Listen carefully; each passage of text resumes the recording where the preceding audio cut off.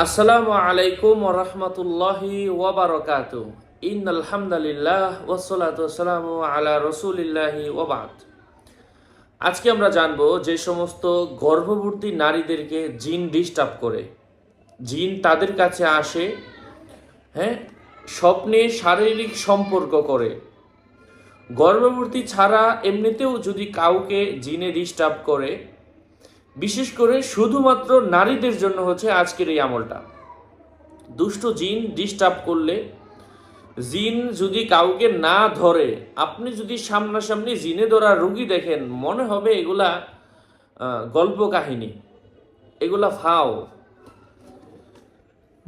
তো কেন বললাম, আমি নিজে শুরুর দিকে যখন থেকে আমি লেখাপড়া করতাম, আমার কাছে জিন বলতে বিশ্বাস হতো না। যখন আমি নিজের চোখে এমন লোক দেখলাম, তখন বুঝে আসলো যে না, এটা আল্লাহ পাকের একটা সৃষ্টি, জিন আছে। এটা আসলে যারা দেখেন নাই অথবা যারা শুধু দেখেন ভূত জিনের ভিডিও দেখতে দেখতে ক্লান্ত, তাদের অনেকের আসলে বিশ্বাস হয় না, তারা নিজ চোখে দেখে না। এমন অনেক মানুষ আছে। ঠিক এমন অনেক মানুষ আছে জীবনে ট্রেনে চড়ে নাই, জীবনে বিমানে চড়ে নাই, জীবনে লঞ্চে উঠে নাই। তাদের জন্য এখানে উঠলে কেমন কেমন না যেন লাগে, এমন অনুভূতি আর কি। ঠিক এমনই অনেক মানুষ আছে, জিনে ধরার বিষয়টা তারা বিশ্বাস করতে চায় না। আসলেই জিন আছে, আল্লাহ কোরআনে মিথ্যা বলে নাই। আমি মানুষ হিসাবে আপনার মনে হতে পারে যে হুজুর বানায়া বলে, কিন্তু কোরআনের আয়াত মিথ্যা হতে পারে না। যাই হোক, আমি আমলটা বলছি। জিন যাদেরকে ধরে তারা কেমন যেন হয়ে যায়। এটা যাদের হয় যাদের দেখেছেন অথবা যাদের সমস্যা হচ্ছে তারাই বুঝবেন। অত কথা বললে ভিডিও লম্বা হয়ে যাবে। তো যে আয়াতটা বলবো, দুষ্ট জিন, ভূত, বোঝার জন্য বলা, ভূত ভূত বলতে কিছু নাই, ভূতটাই জিন, কখনো তাদের নিকট আর আসতে পারবে না ইনশাআল্লাহ।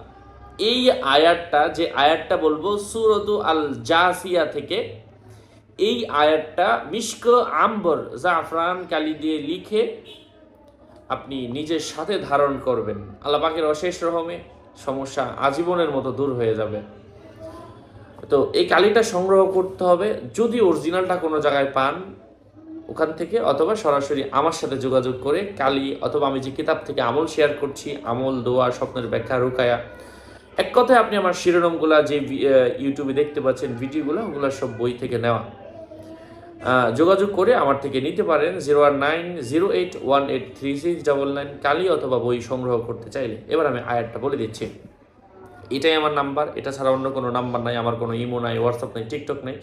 ভেরিফাই চ্যানেলের ডিসক্রিপশন বক্সে ক্লিক করলে পেজ এবং আইডি আসবে। এটা ছাড়া অন্য কোনো পেজও নাই, আইডিও নাই, ইমো নাই, হোয়াটসঅ্যাপ নাই। যাই হোক, আয়াতটা হচ্ছে আউযু বিল্লাহি মিনাশ শাইতানির রাজিম, বিসমিল্লাহির রহমানির রহিম, ওয়াইলুল লিকুল্লি আফফাকিন আথিম ইয়াসমাউ আয়াতিল্লাহি তুতলা আলাইহি থুম্মা ইয়াসিররু মুস্তাকবিরান কাআল্লাম ইয়াসমাআহা ফাবাশশিরহু বিআযাবিন আলীম ওয়া ইযা আলিমা মিন আয়াতিনা আত্তাখাযাহা হুজুয়া।